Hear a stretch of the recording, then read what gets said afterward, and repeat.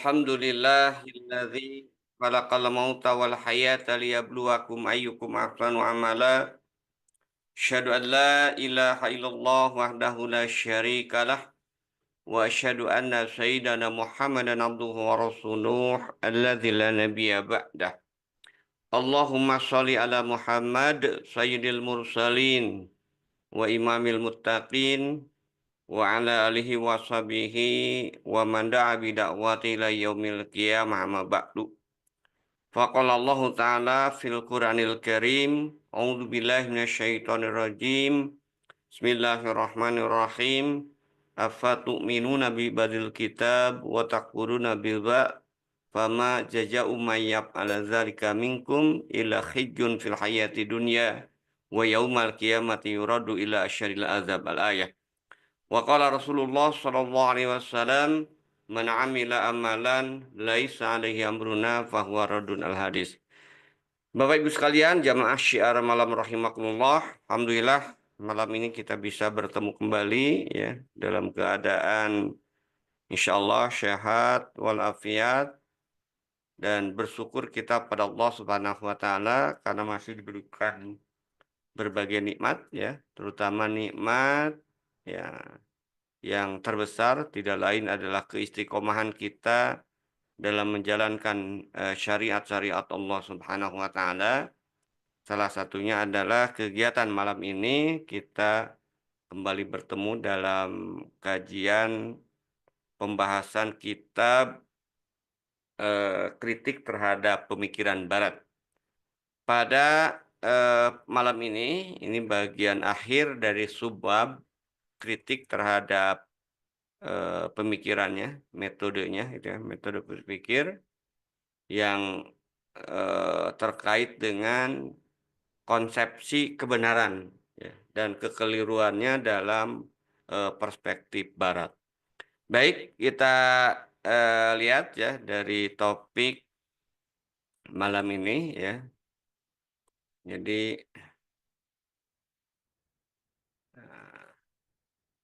kita akan membahas bagian akhir dari kritik ya terhadap metode berpikir ya yang eh, kita bahas ya dalam kesempatan sebelumnya itu adalah eh, kekeliruan Barat menjadikan metode ilmiah sebagai asas berpikirnya. Kemudian kita sudah jelaskan bahwa yang layak dijadikan metode berpikir, asas berpikir itu adalah metode akliyah.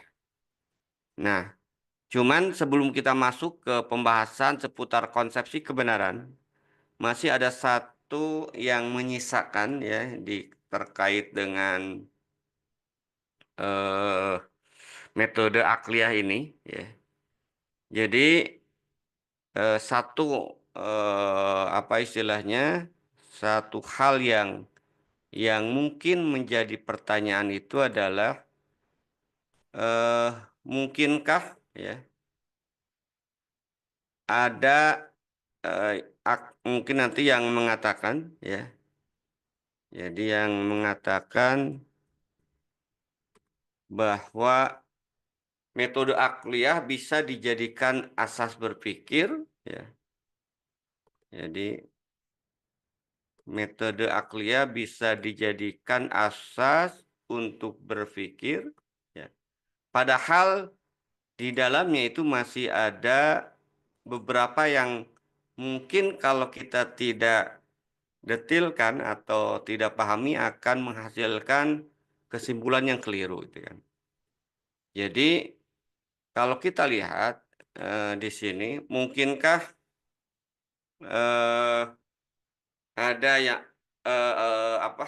Mungkin ada yang mengatakan maksudnya bagaimana mungkin metode akliyah ini bisa dijadikan asas berpikir padahal kita sudah mengkaji juga sebelumnya bahwa akal manusia itu lemah ya. Akal manusia itu kurang, akal manusia itu terbatas sehingga jelas tidak mampu mendefinisikan baik dan buruk, terpuji dan tercela. Jadi di pembahasan sebelumnya ketika kita mengkritik terkait dengan metode barat, ya, metode ilmiah barat yang dia eh, berfokus kepada akal atau bahkan menjadikan akal itu sebagai Tuhan, ya, kita katakan bahwa ya akal manusia itu lemah, akal manusia itu kurang, akal manusia itu terbatas dan memang tidak akan mampu mendefinisikan baik dan buruk serta terpuji dan tercela. Tapi kenapa kok itu bisa dijadikan asas berpikir itu kan? Nah, ini akan kita jawab itu. Atau dengan kata lain, bagaimana bisa dikatakan akal sebagai asas berpikir manusia? Setelah itu kemudian dikatakan bahwa ada kekuatan selain akal. Artinya akal tunduk kepada kekuatan selain akal. Kalau akal tunduk kekuatan kepada selain akal berarti, nah itu. Mereka mengatakan nggak layak juga akal itu dijadikan sebagai asas berpikir. Gitu kan.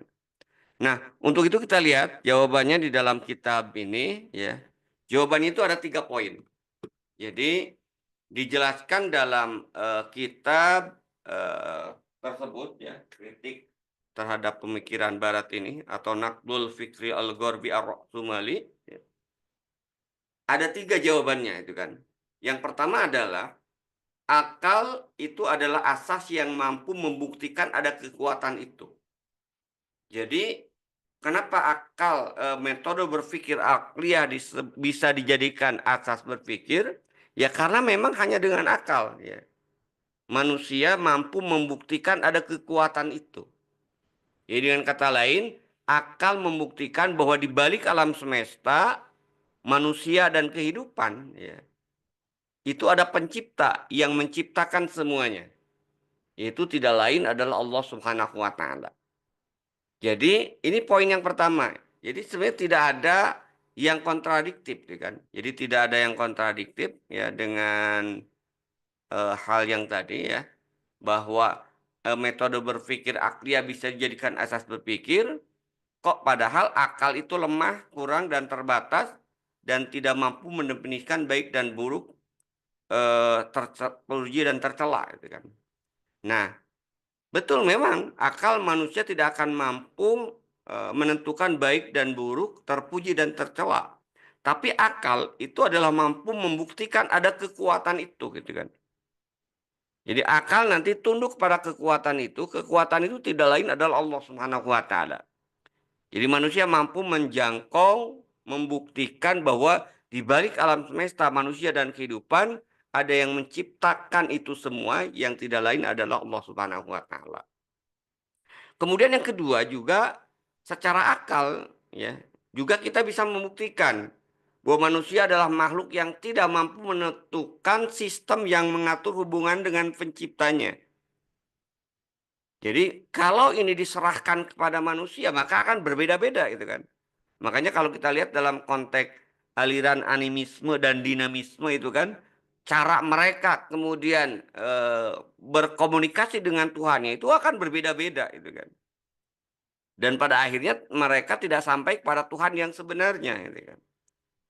Kenapa? Karena akal manusia nggak bisa membuat aturan bagaimana cara berhubungan dengan Tuhannya. Bagaimana cara beribadah dengan Tuhannya. Ya. Dan itu harus kemudian disampaikan oleh Sang Pencipta kepada manusia. Gitu kan. Nah yang ketiga, fakta juga membuktikan bahwa akal itu tidak mampu ya. Jadi akal juga membuktikan ketidakmampuan makhluk atau manusia dalam membuat sistem yang sempurna yang di dalamnya tidak ada kontradiksi, variasi, dan perbedaan. Dan faktanya seperti yang pernah kita jelaskan, kalau aturan diserahkan kepada manusia, itu sangat kontradiktif, perbedaan, bahkan yang lebih parahnya itu menimbulkan ketidakadilan dan kezaliman. Hari ini kita saksikan, bagaimana mungkin orang yang korupsi 300 triliun, itu dihukum 6,5 tahun, sementara nenek-nenek yang mencuri hanya sebatang kayu, itu kan dihukum 1 tahun. Ya. Bahkan kadang-kadang, atau pencuri ayam, ya dipukuli gitu kan bahkan bisa bonyok gitu kan Sementara koruptor, dia yang mengkorupsi sampai 300 tahun, itu aman, bahkan dia bisa senyum-senyum saja. Ini kan jelas sebuah fakta yang tidak bisa dipungkiri bahwa hukum buatan manusia itu adalah hukum yang sangat tidak bisa kemudian mewujudkan keadilan, ya. Jangankan bicara tentang keadilan tadi kan, atau sesuai dengan fitrah manusia.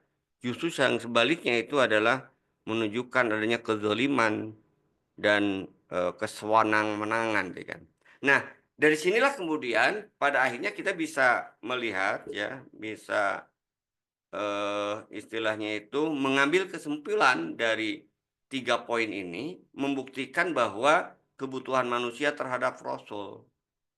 Jadi akal manusia tidak mampu menjangkau itu semua, ya.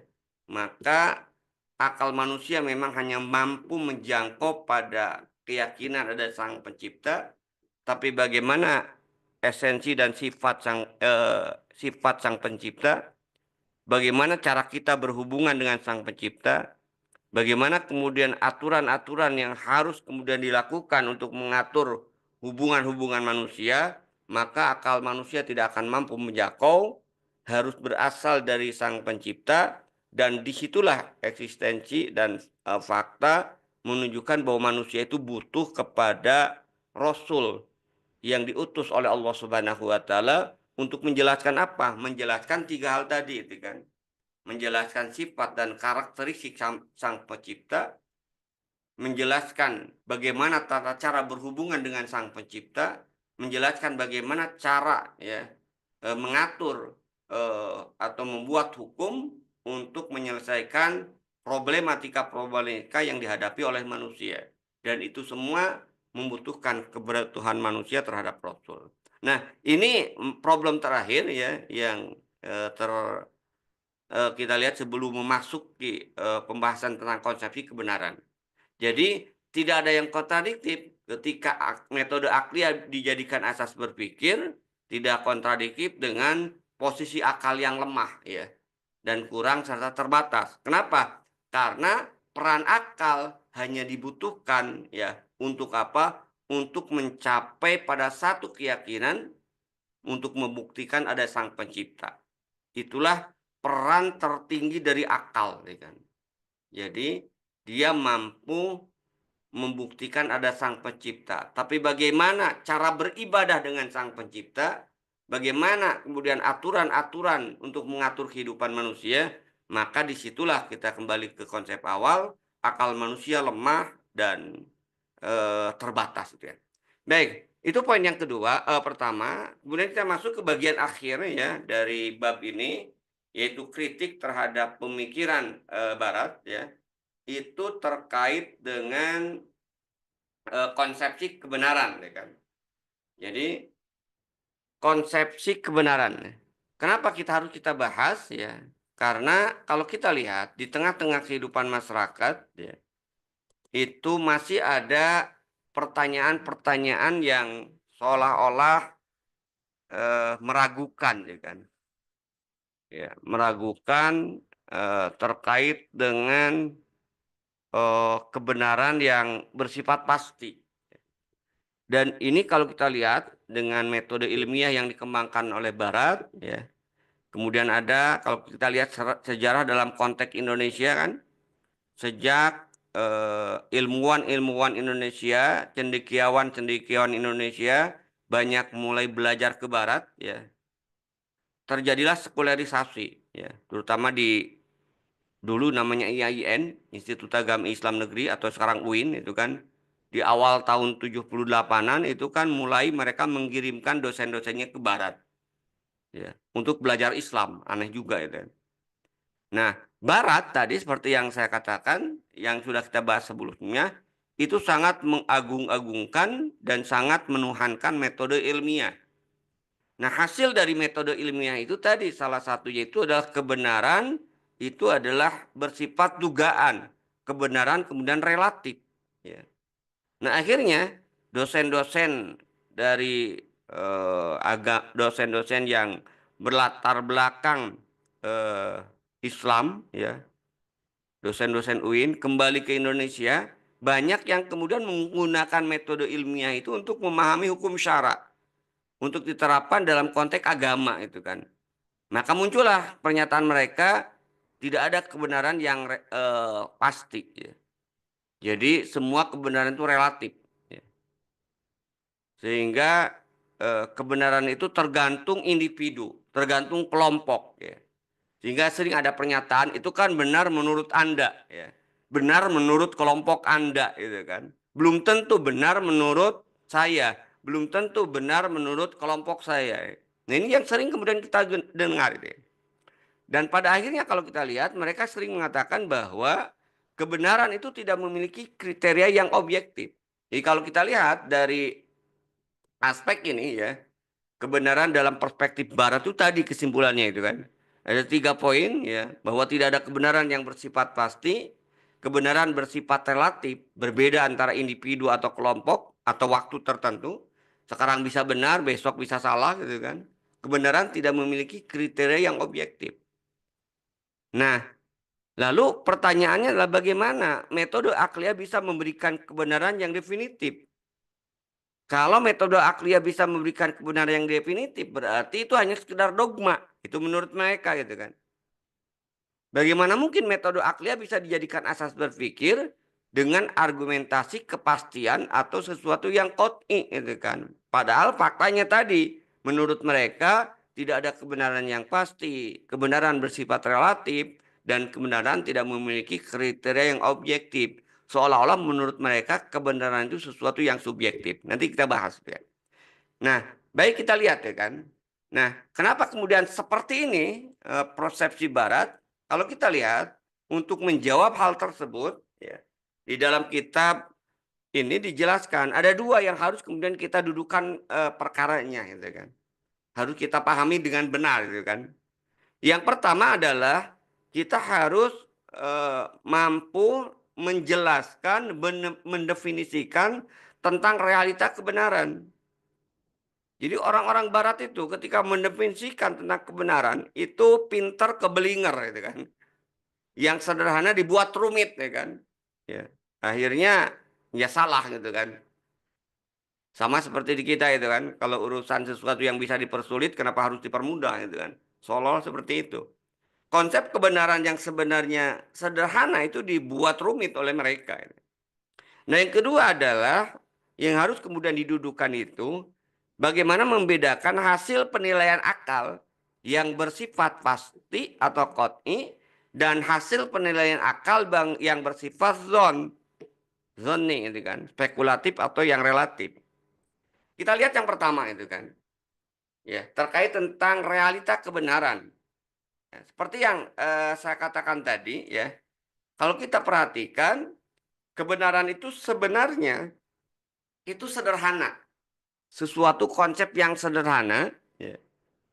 Kebenaran, fakta keberadaan kebenaran, maaf, pada semua manusia, baik disadari atau tidak oleh mereka, sebenarnya adalah kesesuaian penilaian atau pemikiran dengan realitas yang ditunjukkannya. Coba kita lihat di gambar sebelah kanan, Bapak Ibu sekalian ya kan. Di situ ada gambar atau foto kuda. Ya. Jadi kalau kita lihat, ya, ketika ditanyakan kepada Bapak Ibu yang hadir ya di Zoom ini, ya, nggak akan ada yang berbeda. Ya. Semua akan menjawab bahwa di gambar yang saya tunjukkan di samping ya, di slide sebelah kanan slide ini, itu adalah gambar atau foto kuda. Gitu ya. Semua pasti sepakat. Nggak bisa dikatakan relatif. Ya. Kalau ada bapak ibu yang mengatakan di gambar yang samping itu adalah kucing, ya, maka matanya yang perlu diperiksa gitu kan. Gitu kan. Atau otaknya bahkan gitu kan, mohon maaf gitu kan. Kenapa? Karena nggak bisa diragukan lagi gitu kan. Bahwa gambar yang di samping itu adalah kuda. Foto yang di samping itu adalah kuda. Makanya kalau yang mengatakan bahwa yang dipoto samping itu anjing atau kucing itu tadi bisa jadi matanya harus diperiksa itu kan, bisa jadi memang otaknya sendiri itu kan. Artinya kalau kita lihat tadi kebenaran itu berarti ada yang bersifat pasti itu kan, tidak relatif gitu kan. Ya. Sehingga seperti yang saya katakan tadi kita kembali ke sini, maka ketika ditanyakan kepada siapapun dari bangsa manapun, maka kesimpulannya pasti sama bahwa apa yang saya tunjukkan di sebelah kanan tadi, gambar tadi adalah gambar atau foto kuda. Nah, apakah ini nanti gambar atau foto, ya maksudnya gambar itu adalah lukisan, foto itu hasil kamera. Nah, itu bisa mungkin bisa benar, bisa salah, karena itu terkait dengan esensi, ya kan. Nanti kita lihat, ya. Kalau esensi bisa berbeda-beda tergantung juga sama informasi dan kemampuan dalam menilainya, itu ya. Jadi itu ya yang pertama kita lihat. Jadi kalau kita lihat seperti kembali kepada poin pertama ini, bahwa kebenaran itu sangat sederhana. Setiap orang mampu menjangkaunya gitu kan. Jadi tidak rumit seperti yang dikatakan oleh filosof-filosof barat ya kan. Contoh lain ya, yang kedua itu kan, keberadaan orang di dalam gambar ini itu kan. Ya. Semua akan sepakat ya kan. Jadi seandainya misalnya si Ali mengatakan bahwa Fulan itu ada di dalam rumah. Sementara Jimmy berkata Fulan itu tidak di dalam rumah. Mana di dua pernyataan ini, maka ya kebenarannya itu adalah kesesuaian penilaian mereka berdua dengan realitas. Nah, kalau realitasnya yang ada di samping gambar kanan ini, maka ya yang tepat itu pernyataan si Ali gitu kan, yang mengatakan si Fulan ini berada di luar gedung gitu atau di luar rumah gitu kan. Nggak mungkin kedua pernyataan antara Jimmy dan Ali itu sama. Misalnya bahwa ini dikatakan Fulan ini ya gambar maksudnya Fulan ini ada di luar rumah ya sekaligus juga di dalam rumah itu nggak mungkin gitu kan. Maka pasti kebenaran itu hanya satu dan enggak relatif gitu kan. Nah, jadi kesimpulannya poin pertama ini adalah yang harus kemudian dipahami oleh kita ya untuk mengkanter ya pernyataan yang mengatakan bahwa kebenaran itu relatif, kebenaran itu subjektif, itu adalah sebuah kekeliruan. Kenapa? Karena konsepsi kebenaran yang harus kemudian difahami itu adalah yaitu apa konsepsi kebenaran itu? Kesesuaian pemikiran terhadap realitas yang ditunjukkan ya oleh fakta tadi gitu kan, realitas tadi itu kan. Yang itu terlepas dari tabiat pemikiran itu sendiri. Maksudnya apakah pemikiran murni, ilmiah, logis atau lain, maka yang disebut dengan kebenaran itu adalah ya kesesuaian pemikiran dengan realitas. Ya. Nah, kalau sesuai ya itu yang benar itu kan. Itu yang pertama itu kan.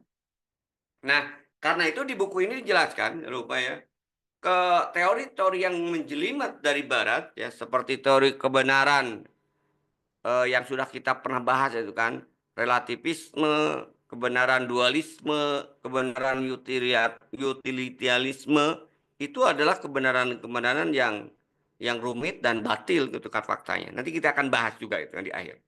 Nah, yang kedua, ya, tadi yang poin pertama jelas ya kan. Maka dengan penjelasan poin pertama bahwa kebenaran itu sebenarnya sederhana, maka orang nggak akan lagi akan mengatakan kalau orang yang waras ya, orang yang waras, orang yang kemudian otaknya memang masih normal, tidak dirancuni dengan pemikiran-pemikiran yang sesat, dia akan mengatakan bahwa ada kebenaran yang sifatnya pasti, ya kan. Tidak semua kebenaran itu sifatnya relatif. Ya. Memang ada nanti kita lihat di poin yang kedua ini ada kebenaran yang bersifat relatif, ya kan. Nah kita masuk kedua. Kenapa kok ada kebenaran yang bersifat relatif? Nah di sini kaitannya dengan bagaimana akal bisa membedakan ya, hasil penilaian yang bersifat pasti dan bersifat zoni. Ya. Dengan kata lain, bagaimana ya hasil penilaian akal itu kok ada yang bersifat pasti dan ada yang bersifat zonni. Nah, untuk itu kita lihat fakta dari definisi akal ya dan juga hasil tafsir dari akal, ya kan. Nah, seperti yang pernah kita bahas minggu lalu, definisi metode berpikir akliyah atau akal ya, berpikir atau akal bimakna wahid ya, di dalam kitab ini juga disebutkan bahwa sebenarnya yang disebut dengan berpikir atau akal itu adalah transfer realitas ya. Transfer realitas ke otak melalui indera disertai dengan informasi yang awal ya. Yang dengan realitas itu ya, kemudian ditafsirkan. Nah, maka dalam konteks penafsiran ini, realitas kemudian ditransfer ke otak, gitu kan. Kemudian dikombinasikan dengan pemikiran sebelumnya, maklumat sabiqah, kemudian ditafsirkan. Nah, dari situlah kemudian akan menghasilkan ya penilaian. Nah, penilaian ini bisa dilihat dari 2 atau 3 aspek. Ya. Pertama dari sisi keberadaan, dan yang kedua dari esensi dan sifatnya. Jadi 2 ya, keberadaan, poin yang pertama. Yang kedua, hasil penilaian itu bisa terkait dengan esensi dan sifat. Nah, jika penilaian akal itu terkait dengan keberadaan sesuatu, maka tidak diragukan lagi, itu bersifat qat'i dan yakin. Nah, seperti yang saya katakan tadi, kita contohkan tadi. Sekarang beralih gambarnya ke sebelah kiri, Bapak Ibu sekalian ya. Nah, contoh gambar di samping sebelah kiri itu adalah gambar atau foto kuda, itu kebenarannya bersifat pasti. Ya.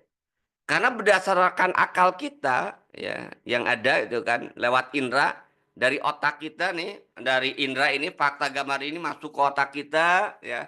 Kemudian ditafsirkan oleh otak kita bahwa itu adalah gambar kuda gitu kan. Ya. Karena kita sudah mendapatkan informasi sebelumnya itu adalah kuda. Dan benar fakta realitasnya itu gambar kuda. Bahwa kalau ada orang yang mengatakan di samping itu adalah gambar sapi, nah tadi. Yang salah itu otaknya atau yang salah itu informasi sebelumnya. Tidak menjadikan bahwa gambar yang ada di samping itu kebenarannya menjadi relatif. Enggak gitu kan. Kebenarannya pasti bahwa gambar yang saya tunjukkan di samping sebelah kiri ini adalah gambar atau foto kuda gitu kan. Jadi ketika ada yang mengatakan wah itu gambar sapi, misalnya anak kecil dikasih tahu bahwa itu sapi, itu bukan menunjukkan kebenaran itu kemudian menjadi relatif. Jadi kesalahan aja gitu kan. Ya. Jadi yang benarnya yang pasti bahwa gambar sebelah kiri itu adalah kuda. Gitu kan. Nah, itu kalau bicara ya hasil penilaian akal kaitannya dengan keberadaan eksistensi ya. Maka hasilnya tidak diragukan lagi itu bersifat qat'i, bersifat yakin. Tapi beda jika penilaian itu berkaitan dengan esensi atau sifat. Maka hasilnya itu baru dugaan yang sifatnya spekulatif dhanni, ya kan? Yang sifatnya relatif. Kenapa bisa menghasilkan apa istilahnya itu? Hasil penilaian yang relatif karena tergantung ya, tergantung kemampuan akalnya di sini gitu kan. Tergantung juga informasi sebelumnya, tergantung kemampuan dalam menganalisis ya fakta yang ada itu ya. Kita contoh lagi ya, kita aplikasikan contoh yang sebelah kiri. Tadi disebutkan bahwa kalau bicara tentang gambar ini adalah gambar kuda itu hasilnya pasti. Tapi ketika kemudian ditanya ya, dianalisis lebih lanjut, apakah kudanya itu kuda Sumbawa ataukah kuda Australia? Ini bisa benar bisa salah. Tergantung gitu kan. Pengetahuan. Saya nggak bisa menentukan ini. Coba dugaan aja. Ini yang tinggi itu kuda Sumbawa. Padahal belum tentu juga. Nggak tahu benar atau salah. Baru relatif. Atau misalnya itu kan. Apakah gambar kuda ini gambar kuda jantan atau gambar kuda betina? Foto kuda jantan atau foto kuda betina? Itu bisa relatif. Gitu kan. Relatif kenapa? Ya karena tadi kemampuan untuk menganalisis ya, pengetahuan yang mungkin berbeda. Mungkin bagi orang yang sudah memahami ciri-ciri dan karakteristik kuda Sumbawa misalnya, Dia bisa menebak, walaupun sampai tadi tidak sampai pasti juga, bahwa kuda ini kuda Sumbawa, ya. Ini contohnya. Nah, kesimpulan apa yang bisa kita ambil dari poin yang kedua ini, adanya kemungkinan dugaan zon dalam beberapa hukum dan pemikiran, ya, ini tadi, ini kan dugaannya itu kuda Sumbawa atau kuda Australia, atau jantan atau betina, kita dugaan ya kan.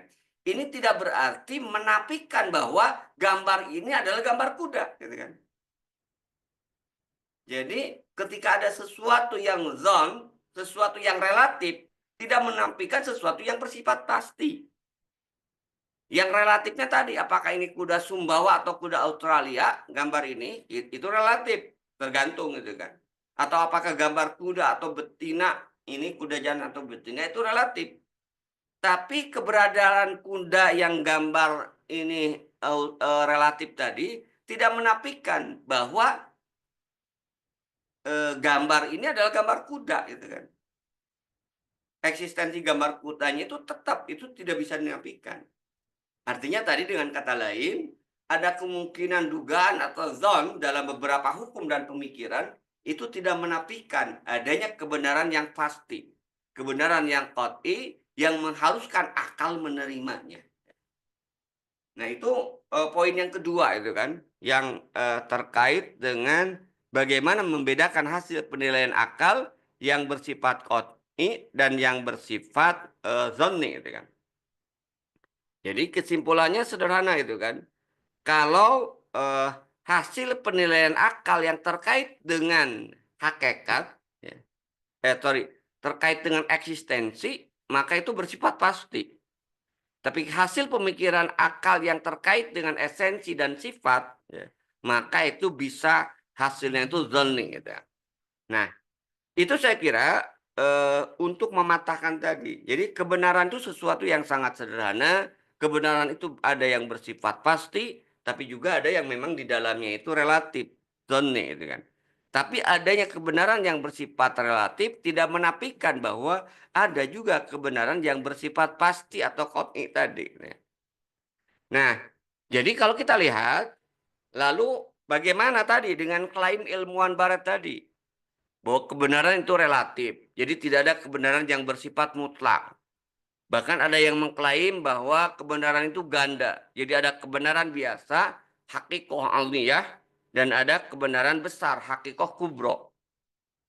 Nah ini seperti yang disampaikan oleh salah seorang fisikawan ya kan, dari barat ya kan, yang dicuplik dalam kitab ini. Nah, klaim ini jelas batil ya. Batil kenapa? Karena kebenaran adalah tentang eksistensi. Jadi kebenaran itu bukan tentang sifat ya. Kebenaran itu tentang eksistensi yang itu adalah pasti ya, bersifat mutlak. Ya. Nah, kita lihat lebih lanjut ya penjelasannya ya. Jadi kalau kita lihat ya, eh pendapat-pendapat dari ilmuwan barat ya yang terkait dengan, konsep teori kebenaran yang membuat rumit ya. Sebelumnya sudah kita bahas ya, ada misalnya yang paling menonjol itu kan, konsep teori kebenaran yang disebut dengan utilitarianisme, nanti akan kita bahas itu kan di bagian ini gitu kan. Kemudian ada juga konsep pembenaran yang mereka sebut dengan relativisme, dualisme itu kan. Jadi di, apa istilahnya, di pemikiran-pemikiran banyak barat banyak sekali teori tentang kebenaran. Tapi yang akan kita kritik, yang dikritik khusus di dalam kitab ini adalah teori kebenaran yang didasarkan pada filsafat, utilitarianisme gitu kan, atau yang melahirkan pragmatisme itu kan. Jadi utilitarianisme atau pragmatisme itu kan. Jadi apa, konsep yang kemudian dijelaskan dalam, ini ya, pemikiran ini. Jadi, konsep kebenaran yang berlaku di masyarakat barat dan di kalangan orang barat sebenarnya dari sisi praktis dan realistis bukan hasil akademis atau filosofis ya, adalah konsep pragmatisme atau yang disebut dengan filsafat praktis atau pragmatisme. Gitu ya. Nah, apa definisi yang terkait dengan pragmatisme ketika mendefinisikan tentang kebenaran? Pragmatisme mendefinisikan kebenaran itu adalah sebagai apa yang berguna dan bermanfaat atau sebagai nilai langsung dari pemikiran. Artinya sesuatu itu benar itu kalau ada manfaatnya. Dan ini tergambar dari pernyataan William James ya, yang diambil dari buku History of Western Philosophy, gitu kan? Ya. Yang dia mengatakan bahwa selama percayaan pada suatu ide berguna, maaf, selama kepercayaan pada suatu ide itu berguna bagi kita dalam hidup kita, maka itu benar. Kan ini luar biasa itu kan, ngaconya maksudnya itu kan. Jadi dia mengatakan bahwa selama kepercayaan kita pada suatu ide itu berguna ya, bagi kita dalam kehidupan, maka ide itu benar. Ya. Jadi kalau kita lihat dengan pragmatisme ini ya, melahirkan relativisme, membuat mereka menilai kebenaran sebagai sebuah ide dalam kadar pengaruhnya terhadap kehidupan dan kadar manfaat. Artinya apa? Benar itu kalau berpengaruh di dalam kehidupan dan ada manfaatnya. Kalau tidak ada manfaatnya, maka itu tidak benar. Nanti kita lihat ya. Nah, jelas kalau kita lihat konsepsi ini, ya, pandangan kebenaran dengan dasar pragmatisme atau utilitarianisme itu adalah pendapat atau pandangan yang salah, batil, kan? Itu dari berbagai aspek. Ada 4 ya, kebatilan, kesalahan, pandangan kebenaran yang didasarkan pada teori pragmatisme.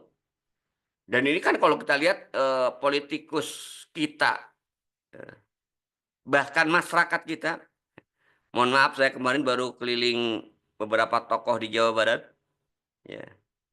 Mungkin Bapak Ibu juga sudah tahu misalnya eh, siapa yang menang di Pilkada Jawa Barat. Yang menang di Pilkada Jawa Barat itu adalah, mohon maaf, kalau dari sisi pandangan Islam, pribadinya ya, saya belum berbicara terkait dengan apakah dia menerapkan hukum Islam atau tidak dari dalam pemerintahannya tadi itu kan. Karena dua-duanya atau semua juga nyaris tidak akan ada ya calon yang mengkampanyekan eh, syariat Islam ya dalam ini. Tapi secara pribadi kan ada yang dia secara pribadi soleh dalam artian Islamnya, akidahnya itu kan. Tapi ada juga calon yang kemudian dalam pandangan Islam akidahnya itu rusak. Ya. Bahkan agamanya itu nggak jelas. Ya. Ngakunya Islam, tapi faktanya dia itu justru mengembangkan kemusyrikan yang dalam bahasa orang Jawa Barat itu adalah Sunda Wiwitan. Gitu kan. Nah, saya nanya ke beberapa tokoh itu kan kemarin keliling itu. Di sini siapa yang menang? Padahal kalau kita lihat, ya kan, eh, masyarakat pemilihnya bukan masyarakat yang bodoh. Masyarakat pemilihnya misalnya adalah itu merupakan salah satu komunitas ormas Islam yang itu kalau bicara terkait dengan akidah, ya, terkait dengan ritual, itu sangat mudah mereka membid'ahkan. Bid'ah itu bid'ah itu kan. Tapi kenapa ketika memilih pemimpin, justru yang dipilih itu adalah orang yang agamanya enggak jelas. Nah ternyata ketika saya tanya, nah ini dasar mereka memilih itu pragmatisme. Ya dia kan ngasih uang gitu kan. Dia kan ngasih sumbangan gitu kan. Jadi tidak lagi mendasarkan pemilihan itu, pemilihan mereka dalam konteks politik itu kepada indikator kebenaran yang menurut Islam. Mereka terbawa kepada pandangan pragmatisme ini yang saya kira berbahaya sekali sebenarnya itu kan. Nah, padahal kalau kita lihat kalau orang berperilaku ya dan menjadikan sandaran kebenaran itu adalah pragmatisme tadi atau filsafatnya itu utilitarianisme, kita lihat itu ada 4 kesalahan yang mendasar terkait dengan pandangan kebenaran yang didasarkan kepada pragmatisme. Ya. Yang pertama kalau kita lihat, utilitarianisme itu terkait dengan orang, keinginan dan kecenderungan pribadi. Artinya kebenaran itu sangat individual. Sangat tadi istilahnya itu sesuai atau tidak dengan kepentingan pribadinya. Contoh ya, jadi kita lihat kan tokoh-tokoh yang ada di atas. Jadi bisa aja dengan mudah memilih si fulan ya, ketika periode pertama ya, atau misalnya ketika ini menarik contoh itu kan, saya sebutkan ya, ada tokoh seorang dai ya yang juga pendukungnya banyak. Ketika Pilpres dia mengatakan bahwa karena dia mendukung ya, pragmatismenya itu adalah ya, misalnya kan waktu Pilpres itu kan calon itu ada 3 kan, ada nomor 1, 2, dan nomor 3. Calon nomor 1 itu istilahnya itu ada calon di antara yang 3 itu yang bacaan sholatnya bagus, fatihahnya bagus gitu kan. Maka dia berkampanye itu kan bahwa yang harus dipilih menjadi pemimpin itu adalah ya mereka yang bisa mimpin sholat, yang fatihahnya bagus gitu kan. Nah, tapi ketika pemilihan gubernur gitu kan, lain lagi. Padahal di pemilihan gubernur itu kalau dia konsisten ya terhadap dengan kriteria tadi, maka dia harus memilih calon yang hafid Quran, ya kan, hafalannya banyak. Ini enggak. Justru ketika di pilihan presiden, justru yang dia pilih itu yang agamanya enggak jelas tadi. Kenapa? Karena dasarnya itu pragmatisme, kepentingan pribadi, bukan indikator yang jelas itu kan. Artinya indikator yang jelas itu kebenaran tadi itu kan. Tapi indikatornya itu pragmatisme, keinginan pribadi. Nah, sehingga kalau utilitarisme ini dianggap benar, bahwa kebenaran itu ditetapkan atas dasar manfaat, ya, maka kalau kita perhatikan, hoax ini nanti menjadi sebuah kebenaran. Jadi seandainya kebenaran itu adalah apa yang bermanfaat, niscaya kebohongan itu adalah kebenaran. Kenapa? Karena ada ya, kebohongan itu bermanfaat bagi sebagian orang ya, dan juga pada kondisi tertentu. Berarti bohong itu benar. Nah, ini contoh itu kan. Kalau pragmatisme, utilitarianisme itu dijadikan sebagai dasar kebenaran, maka jelas ya itu yang salah bisa benar, yang benar bisa salah. Gitu kan. Kenapa? Tergantung keinginan, kecenderungan, dan manfaat bagi individu. Yang kedua, kekeliruan dari paham ini adalah pragmatisme ini adalah pembahasan bahwa manusia, kalau kita lihat sejak dulu kalau kita bicara terkait dengan konsepsi kebenaran, jadi sekali lagi ketika manusia membahas tentang konsepsi kebenaran, apa sih yang dibahas oleh manusia? Sebenarnya pembahasan terkait dengan konsepsi kebenaran itu adalah pembahasan tentang standar untuk menyelesaikan konflik dan memecahkan berbagai masalah. Kalau kebenaran itu relatif, jelas nggak akan bisa dijadikan standar untuk menyelesaikan konflik. Bahkan justru akan menjadi pemicu konflik. Kenapa? Ya karena kebenarannya nggak jelas itu kan. Padahal kebenaran itu digunakan dalam rangka untuk menyelesaikan konflik gitu kan. Dan memecahkan masalah. Tapi kalau kebenaran itu dianggap relatif, wah berarti nggak bisa kebenaran itu dijadikan dasar untuk menyelesaikan masalah dan menyelesaikan konflik. Ya. Kenapa? Karena kalau seperti itu berarti ya, karena manfaat manusia itu berbeda ya dan beragam di antara manusia, maka berarti manfaat sebenarnya tidak layak menjadikan standar dan kaidah yang dijadikan acuan ketika terjadi konflik. Misalnya kalau kita lihat kan, hukuman mati aja itu kan kalau diserahkan kepada manfaat masing-masing individu, itu nggak bisa menyelesaikan konflik. Makanya pernah itu kan di pengadilan itu kan sampai yang korban itu kemudian keluarga korban maksudnya itu marah gitu kan. Kenapa? Karena dia merasa korban itu ya pelaku itu yang membunuh sanak familinya harusnya dihukum bunuh lagi gitu kan. Tapi ini hanya dihukum ringan sekian tahun gitu kan. Nah dia marah gitu kan. Nah bagi kalau kebenaran itu diserahkan kepada masing-masing tadi, bagi keluarga korban maka menurut dia hukuman mati itu benar. Tapi bagi terdakwa ya yang membunuh, maka hukuman mati itu tidak adil. Jelas kan dari dua ini kita bisa melihat nggak bisa menyelesaikan konflik gitu kan.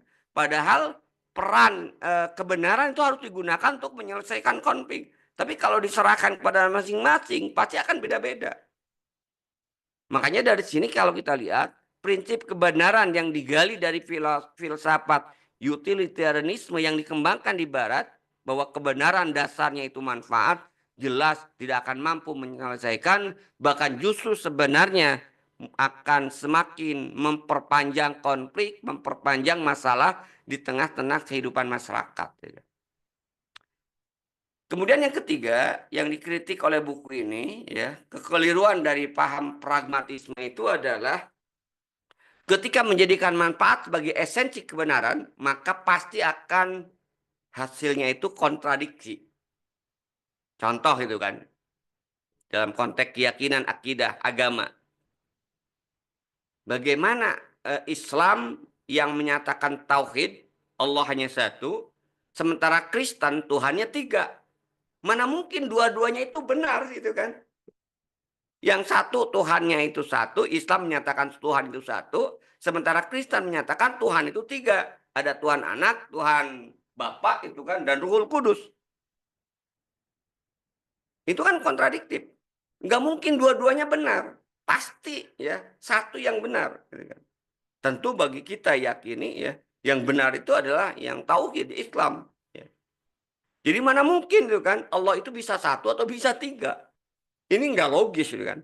Tapi kalau manfaat dijadikan sebagai standar kebenaran, makanya ya kita bisa saksikan juga kan orang yang akhirnya tadinya Islam meyakini itu Allah tauhid, tiba-tiba karena dia miskin ada yang menawari Indomie, maka dia berubah kebenarannya, pindah ke Kristen misalnya.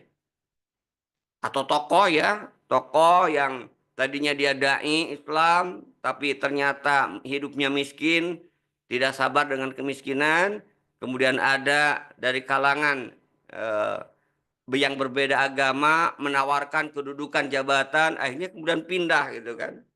Itu contoh gitu kan. Ketika manfaat dijadikan sebagai dasar untuk menentukan kebenaran, maka akan senantiasa terjadi kontradiktif. Ya. Maka dari sini kita bisa lihat bahwa ya bahaya itu kan ketika kebenaran itu sandarannya manfaat akan menimbulkan kontradiksi ya dan memang pada akhirnya ya tadi eh, bisa berbeda-beda sesuai dengan kepentingan pribadi dan keinginan pribadinya. Yang terakhir adalah ya dikritik dalam kitab ini ya terkait dengan paham utilitarianisme ya. Utilitarianisme nyebutnya aja sulit ya kan. Jadi satu-satunya kebenaran yang dapat digali dari konsep kebenaran utilitarianisme itu adalah tidak ada kebenaran di dalam masyarakat. Jadi sesuatu yang benar itu adalah tidak ada kebenaran.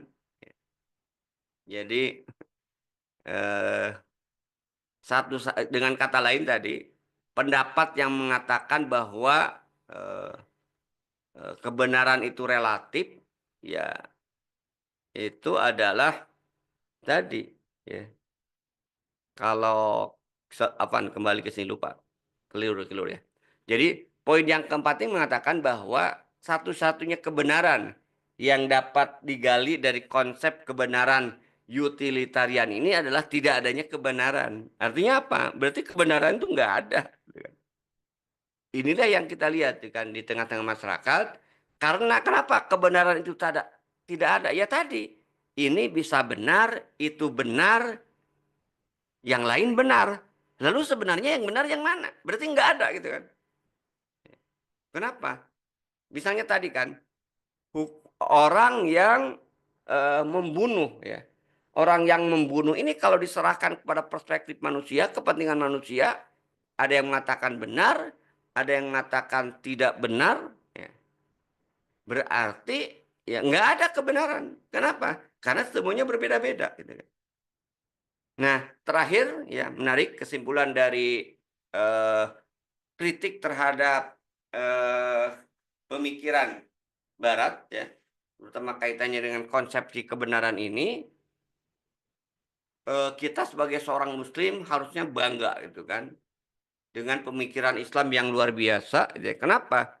Karena Islam ya sejak awal sudah menentukan bahwa pembahasan tentang akidah itu adalah pembahasan tentang kebenaran dan kebatilan. Sehingga kebenaran di dalamnya itu hanya satu. Ya.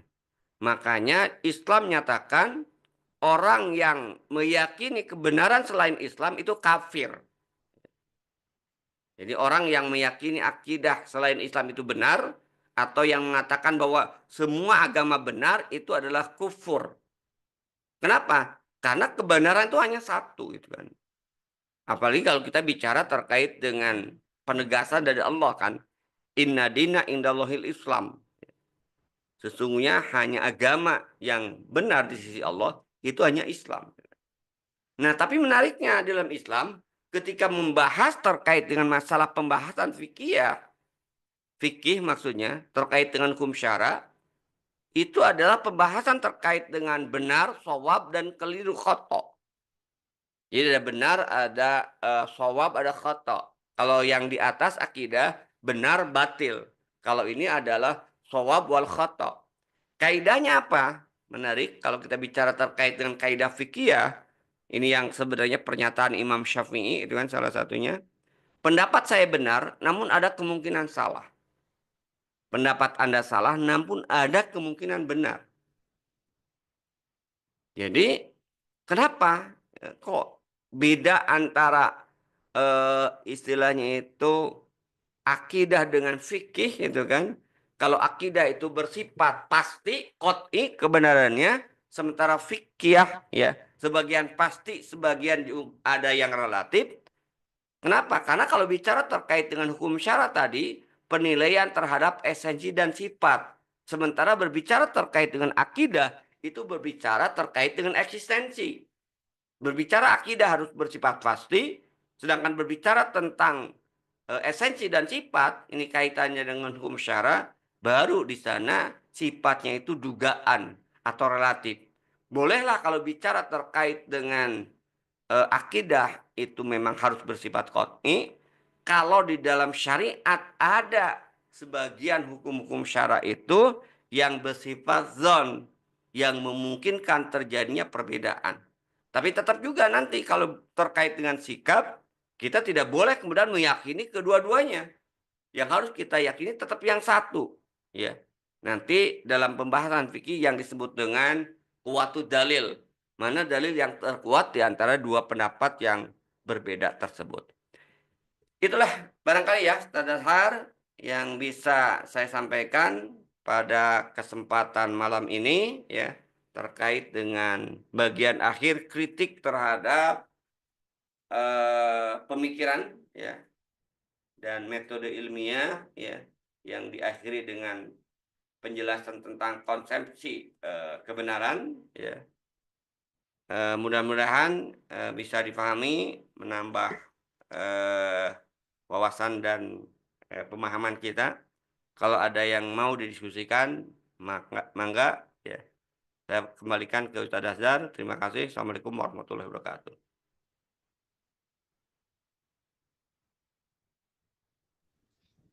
Ya, mohon maaf. Ya, alhamdulillah Bapak Ibu jamaah sekalian. Mohon maaf, kita tadi dapatkan bahwa relativitas kebenaran tadi ya di pemahaman yang yang didengungkan atau dipropagandakan di tengah kaum muslimin menjadi persoalan sendiri buat kita. Alhamdulillah buat Bapak Ibu, insya Allah kita buka segmen tanya jawabnya. Buat Bapak Ibu yang ingin bertanya, silakan gunakan kesempatan ini untuk bertanya. Buat Bapak Ibu yang ingin bertanya, silakan kirimkan pertanyaan ke kolom komentar, atau yang mau berinteraktif juga bisa langsung kepada Ustadz. Ya, silakan nanti sebutkan namanya, apa poinnya ya. Alhamdulillah Ustadz, ini sudah ada 2 penanya di kolom komentar kita. Dari akun yang bernama ada Mbak atau Ibu Yaya Komariah dan juga Pak Norman. Ini dari Bu Yaya atau Mbak. Ustadz, bagaimana dengan Islam? Adanya ikhtilaf. Apakah itu adanya perbedaan menganalisa? Ini pertanyaan dari Bu Yaya Komariah, Ustadz. Mau Ya, satu-satu dulu, Ustadz, atau gimana? satu-satu dulu aja, Sat. Oke, siap. Silakan, Tad. Monggo, Tad. Pertama ya, terkait dengan ikhtilaf ya. Jadi perbedaan di dalam Islam itu ada ya. Ada, tadi sudah disebutkan ya di akhir pembahasan tadi bahwa perbedaan itu dimungkinkan itu terkait dengan hukum syara ya. Kenapa kemudian terjadi perbedaan dalam masalah hukum syara? Karena ketika berbicara terkait dengan hukum syara ya, sebenarnya bukan terkait dengan eksistensi, tapi berbicara terkait dengan sifat ya, terkait dengan rinciannya itu kan. Maka ini sangat tergantung kepada tadi kemampuan ya, kemampuan menganalisis. Karena kalau kita bicara terkait dengan ikhtilaf dalam hukum itu kan sumbernya Al-Quran dan Sunnah. Maka faktor yang bisa membedakan itu kemampuan dalam menganalisis terkait dengan nas ya. Yang kedua, kemampuan yang terkait dengan fakta juga ya. Ya. Jadi dua ya yang bisa kemudian menyebabkan perbedaan ya kan. Ini kan sudah rincian ya kan.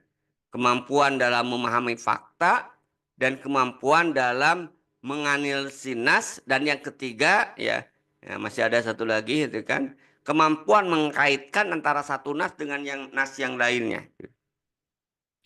Contoh misalnya ya, kenapa kemudian terjadi perbedaan pendapat ya di dalam kebetulan saya ngajar ekonomi Islam. Salah satu yang pokok bahasannya itu terkait dengan riba. Ya. Nah, pada saat pembahasan terkait dengan barang-barang ribawi, ya, itu ada ikhtilaf, ada perbedaan, ya, perbedaan dalam menganalisis apa sih yang masuk dalam kategori barang-barang ribawi. Kalau menurut pendapat Syekh Taqiyuddin An-Nabhani ya, di dalam kitab Al-Amwal fi Daulah Khilafah maupun di dalam kitab Nizamul Iqtisad yang sudah kita bahas, kita semua sepakat ya ketika merujuk kepada kitab itu bahwa barang riba itu hanya ada 6 ya. Jadi ada 6, di situ ada emas, perak, ada kurma, ada garam, ada jewawut. Nah, tapi ketika saya membaca buku yang lain, ada yang mengatakan barang ribawi itu bukan hanya 6, bisa dianalogikan, bisa dikiaskan. Kenapa bisa dikiaskan? Karena menurut mereka di situ ada intinya itu ada kurma. Ya. Kurma itu kemudian dipahami itu sebagai makanan pokok. Maka dianalogikan bahwa barang ribawi itu juga beras. Beras juga bisa digunakan sebagai barang ribawi. Kenapa? Karena menganalogikannya dengan kurma. Nah, kenapa orang kemudian mengambil kesimpulan seperti ini? Ya, karena ya bahasa saya itu dia kurang bukan kurang cerdas jadinya, kurang teliti dalam menganalisis. Dari aspek bahasa, lugoh itu kan, maupun aspek nas yang lainnya itu kan. Dari sisi aspek bahasa misalnya, ya, Syekh Taqiyuddin menyebutkan kenapa hanya berlaku ya hanya untuk 6 saja. Ya. Jadi ketika menyebutkan barang ribawi itu hanya 6, ya, maka barang yang disebutkan di dalam hadis itu semuanya itu isim jamid. Enggak ada yang menggunakan isim mausuf, isim sifat. Kalau isim jamid itu tidak bisa diistimbat. Ya, di situ disebutkan kurma itu nggak bisa kemudian dianalogikan kepada beras. Kenapa? Karena yang disebutnya itu kurma. Tapi kalau yang disebutnya mungkin makanan pokok baru, berarti semua makanan pokok itu barang ribawi. Ini contoh ya. Jadi betul tadi seperti apa yang disampaikan oleh Mbak atau Ustazah Yaya bahwa perbedaan itu adalah perbedaan dalam menganalisa, kemampuan dalam menganalisa.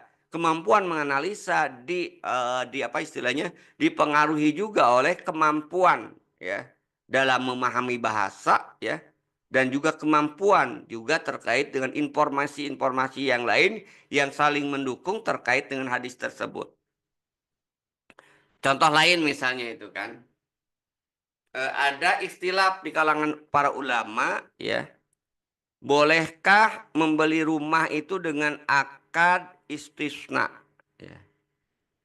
Artinya eh, pesan dulu ya, walaupun rumahnya belum ada. Dan hukum istisna itu boleh ya untuk barang ya, barang fabrikasi. Ya. Misalnya istisna itu kita pesan lemari ya, pesan kursi misalnya. Ya. Nah itu boleh menggunakan akad istisna, ya kan? Pesan dulu, ya. Uangnya bisa di awal, di akhir, atau juga di tengah-tengah. Padahal barangnya belum ada, gitu kan? Baru mau dibuat, tapi sudah diperbolehkan. Nah, tapi ketika kemudian itu diaplikasikan kepada rumah, apakah rumah boleh menggunakan akad istisna? Ini ikhtilaf. Ada yang mengatakan boleh dengan analogi tadi. Karena rumah itu adalah membuat rumah. Tapi Syekh Aqta ya, beliau mengatakan ini bukan ketelitian beliau dan sekaligus juga pemahaman beliau yang luas misalnya terkait dengan bahasa Arab ya. Beliau mengatakan nggak bisa akad istisna digunakan untuk jual beli rumah yang rumahnya belum ada. Kenapa? Karena kalau bicara terkait dengan rumah, orang Arab itu tidak pernah mengatakan bahwa sona al bait. Tapi kalau bicara terkait dengan rumah, orang Arab mengatakan banal bait, membangun rumah. Karena itu kata sona itu nggak bisa diterapkan untuk rumah. Karena itu akad rumah itu tidak boleh jual beli rumah dengan menggunakan akad istisna. Itu contoh gitu kan.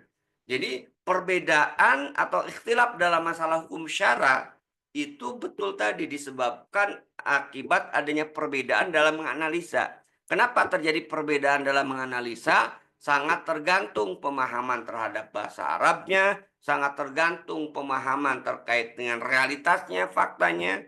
Hari ini kita sering saksikan tuh kan. Ada saudara-saudara kita dengan mudah membid'ah-bid'ahkan, ya kan. Kenapa? Karena kekurang mampuan dalam memahami fakta. Hadisnya betul, tapi yang salah itu adalah memahami fakta. Yang terkandung memahami fakta dikaitkan dengan hadis, ya kan. Hadisnya tidak salah, tapi pemahaman terhadap faktanya yang terkandung dalam hadis yang kadang-kadang keliru gitu kan, tidak sesuai dengan realitas. Akhirnya apa? Akhirnya salah gitu kan. Itu ya barangkali ya. Nah, ke lanjut sedikit ya. Nah, ketika kemudian dihadapkan pada ikhtilaf tersebut, sebenarnya ada dua itu kan. Ada ikhtilaf, ada insyiraf. Kalau ikhtilaf kita harus toleransi. Ya. Ya, toleransi karena ya fakta menunjukkan bahwa ya muncul 4 mazhab besar di dalam Islam yaitu ikhtilaf. Dan kita harus ya tapi tetap ketika terjadi ikhtilaf kita harus mengambil kuatu dalil. Mana dalil yang menurut kita kuat, lebih kuat. Kita harus melakukan tarjih gitu kan. Tapi ada yang kedua insirop. Insirop itu penyimpangan. Kalau penyimpangan itu nggak bisa kita toleransi itu kan. Karena itu bukan ikhtilaf. Ikhtilaf harus kemudian kita toleransi, tasamuh. Tapi kalau insirop, penyimpangan, maka kita tidak boleh kemudian toleransi. Karena kalau insirop penyimpangan yaitu sesat. Ya kan. Itu ya barangkali. Wallahu a'lam. Ya.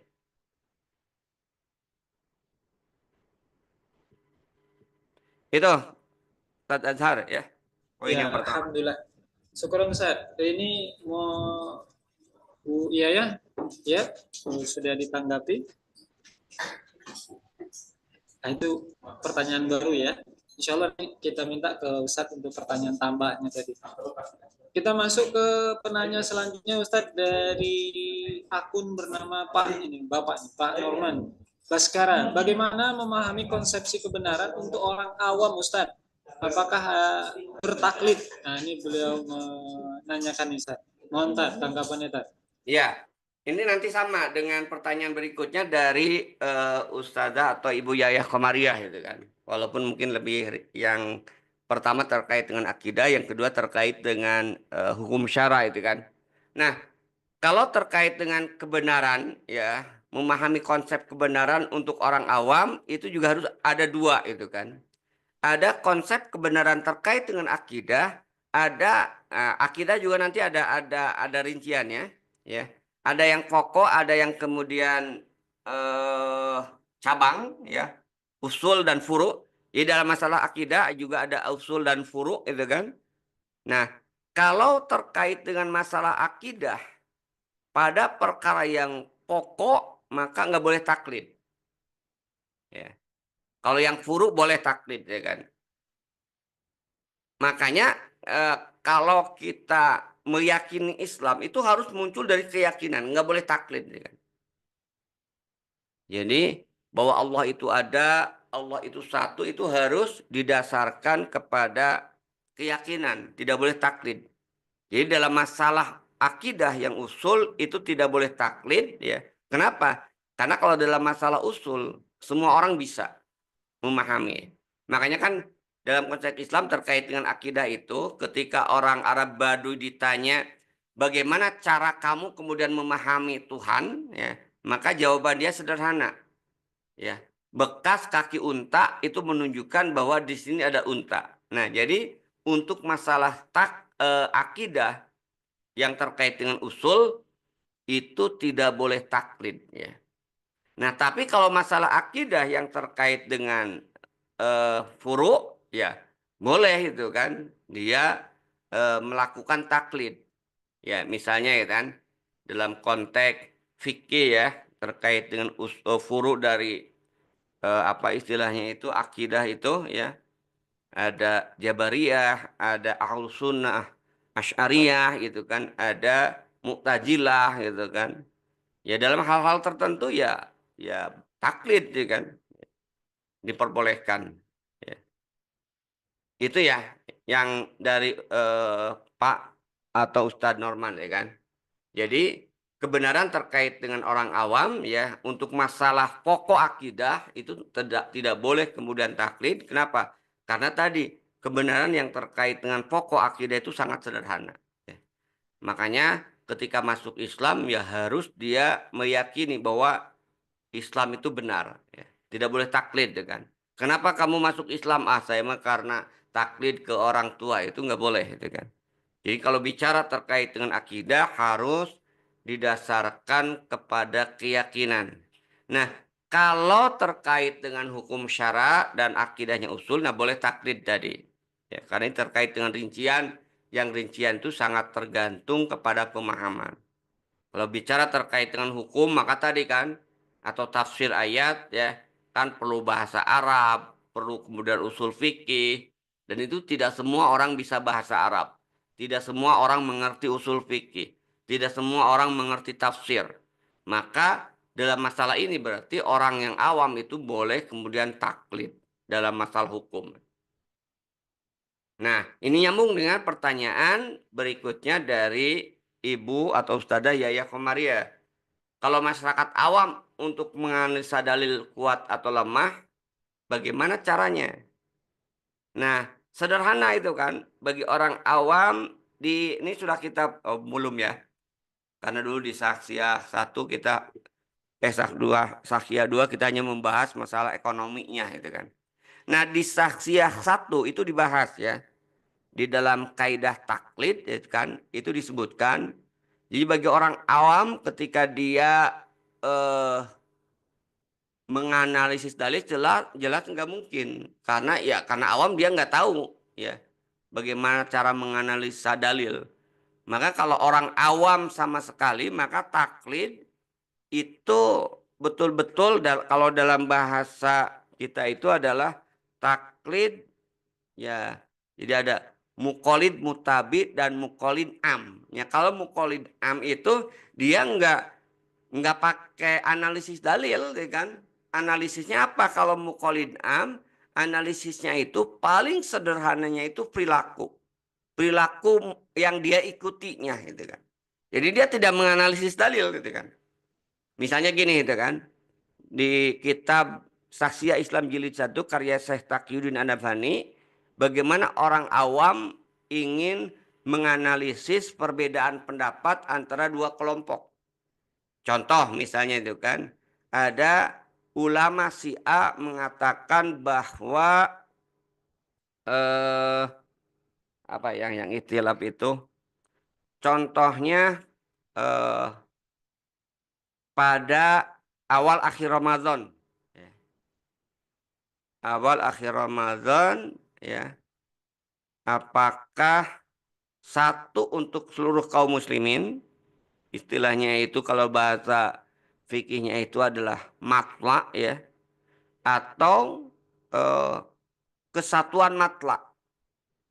Nah, bagi orang yang muqallid mutabi, dia menganalisis dalil. Bisa dia, ya. Karena alat-alatnya dalam orang yang masuk dalam kategori muqallid mutabi itu dia sudah punya bekal untuk memahami dalil. Nah, tapi kalau muqallid ami, dia nggak bisa menganalisis dalil. Nah, lalu bagaimana caranya? Bagi orang yang tidak bisa menganalisis dalil, nah, Syekh Taqiyuddin mengatakan, walaupun dia tidak bisa menganalisis dalil, maka ketika dia taklid itu tidak boleh yang tidak ada kaitan sandarannya itu yang tidak ada kaitannya dengan Islam. Misalnya gini, kenapa kamu lebih percaya pada ulama A? Kebetulan tetangga saya. Nah, itu nggak boleh gitu kan. Atau kebetulan dia good looking gitu kan. Sementara ulama yang satunya lagi aduh istilahnya mukanya itu runyam misalnya. Itu nggak boleh gitu kan.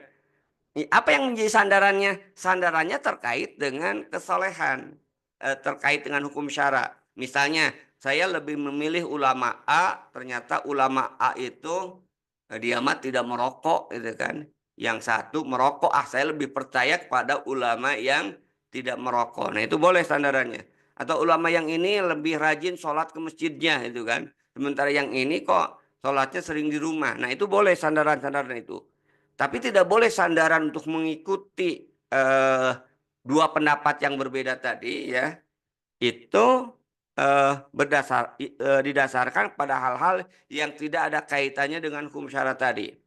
Kenapa pilih pendapat dia? Wah, iya, dia tinggi badannya semampai atletis itu kan. Sementara ulama yang satu ABK itu nggak boleh gitu kan. Ini contoh sederhananya aja kan. Nah berarti kalau kita mengikuti pendapat tadi ya, itu didasarkan kepada hal-hal yang sifatnya bukan syara, maka esensinya dia bukan mengikuti hukum Allah, berarti dia mengikuti hawa nafsu. Nah, itu ya barangkali. Jadi, kalau masyarakat awam yang tidak mampu untuk menganalisis dalil, ya, maka jangan paksakan dengan menganalisis dalil, kan? Maka mereka berarti masuk dalam kategori muqallid am yang indikatornya, tapi tetap walaupun dia muqallid am, ya, itu harus didasarkan kepada pertimbangan-pertimbangan syara, bukan pertimbangan hawa nafsu atau keinginan dirinya sendiri. Ya. Kalau dia mampu menganalisis dalil harus dia menganalisis dengan menggunakan dalil, membandingkan dalil. Itu ya barangkali ya. Wallahu a'lam bishawab. Ya, alhamdulillah Bapak Ibu sudah ditanggapi di pertanyaan Pak Norman, juga pertanyaan tambahan tadi dari Ibu Yaya Komaria tadi. Ya, ya terima kasih Afwan. Buat Bapak Ibu, ada lagi yang mau didiskusikan terkait dengan tema kita?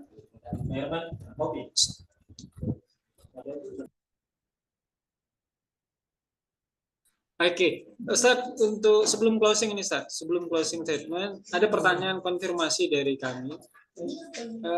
Bagaimana umat Islam hari ini bisa terpapar, Ustaz, dengan cara berpikirnya Barat yang menjadikan relativitas kebenaran tadi, Ustaz? Apakah karena memang ini persoalan yang sangat fundamental sehingga kaum muslimin terjangkit persoalan yang semacam itu? Jadi benar itu relatif. Jadi nggak ada benar mutlak. Jadi Islam itu tidak boleh mengatakan satu-satunya agama yang paling benar ataupun pendapatnya paling benar. Nah ini kok bisa muncul begini Ustaz? Mohon Ustaz sekali closing statementnya juga nanti sekali. Saya kira ada dua faktornya ya.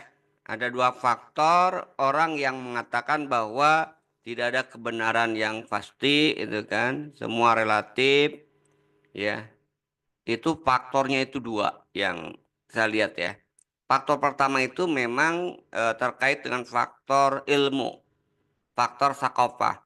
Ilmu dan sakopah yang terbatas bisa aja ya dia kemudian mengambil kesimpulan seperti itu. Atau juga karena memang dia didominasi oleh ilmu dan sakopah barat tadi. Yang dia kaji memang ilmu dan sakopah barat. Ya. Sehingga akhirnya ilmu dan sakopah barat itu yang menjadi acuan bagi dia itu kan dalam menilai kebenaran tadi itu kan. Jadi dia awam terhadap Islam ya. Atau kalau bahasa kita sejak awal tadi bahas ya di kemarin di kritik itu karena dia memang sudah terpengaruh dengan metode berpikir ilmiah yang dia gunakan untuk menilai baik terkait dengan sains maupun teknologi dan dia gunakan juga untuk menilai hukum syara atau agama. Nah, pasti orang yang seperti ini dia akan mengambil kesimpulan ya dengan ilmu yang dia dapatkan itu kebenaran itu ya relatif gitu kan. Nah, ini ya yang poin pertama. Nah, yang kedua, poin yang kedua ya, ini yang banyak sekarang terjadi urusan perut ya kan. Jadi orang mengatakan kebenaran itu relatif, bisa pindah-pindah kebenaran pragmatisme, urusannya terkait dengan urusan perut bahasanya. Urusannya itu urusan terkait dengan ma'isyah, urusannya kadang-kadang urusan Aisyah gitu kan. Itulah yang membuat pragmatisme. Dan hari ini kita saksikan sebenarnya yang lebih dominan sekarang itu yang kedua ini. Jadi ketika kemudian mereka berbicara terkait dengan kebenaran, ya pilihan misalnya, ya rata-rata semuanya pragmatisme. Dan ini semuanya yang lebih berbahaya. Ini yang saya kira menyedihkan ya. Sehingga kalau urusannya urusan pragmatisme, urusan perut, maka ilmu itu nggak ada gunanya lagi gitu kan. Ya.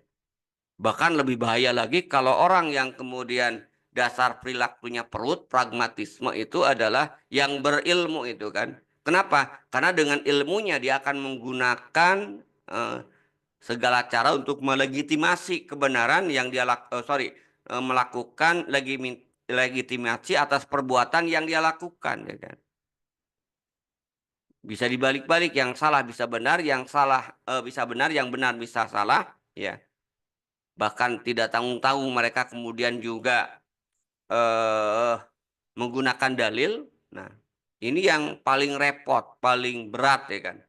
Kalau masalah pengetahuan, ya, masalah kebodohan, ini bisa dengan mudah ya diatasi ya dengan cara apa? Disampaikan ilmu, disampaikan kemudian sakofah Islam gitu kan. Tapi kalau urusannya terkait dengan pragmatisme ini yang berat. Makanya yang harus kemudian kita lakukan hari ini di tengah-tengah umat itu adalah bagaimana kita mengajak umat itu berpikir atau menjadikan standar kebenaran itu bukan pragmatisme, bukan manfaat, tapi standar kebenaran itu adalah hukum syara, hukum Allah gitu kan. Nah, kalau ini yang kemudian jadi standar, yaitu halal dan haram insya Allah ya, maka kebenaran akan bersifat, pasti ya kan, dan perilakunya itu juga akan kokoh ya, akan konsisten atau dalam bahasa agama insya Allah dia akan istiqomah gitu kan. Ya, tentu ini memang kalau kita lihat tadi tergantung juga, hidayah dan anugerah dari Allah Subhanahu wa taala. Karena itulah kita harus senantiasa memohon pada Allah tadi untuk senantiasa istiqomah, untuk senantiasa istilahnya itu ikhlas, istilahnya itu qanaah dengan apa yang menimpa kepada kita ya, yang itu adalah ujian dari Allah Subhanahu wa taala gitu ya. Jangan sampai akhirnya kita menggadaikan akidah, menggadaikan hukum hanya untuk kepentingan perut. Nauzubillahi min dzalik. Itu barangkali ya Ustaz, eee, Azhar yang bisa sampaikan. Wallahu a'lam bishawab. Dan terakhir tadi ada pertanyaan materi, materi insyaallah ya, yang membutuhkan silahkan kita akan kasihkan ya kan, berikan. Nanti hubungi aja Ustadz Azhar atau admin Syiar Malam. Kita akan share ya materi-materi yang sudah, kita buat atau saya buat ya, insyaallah akan, saya share. Wallahu a'lam bishawab. Itu barangkali Ustaz.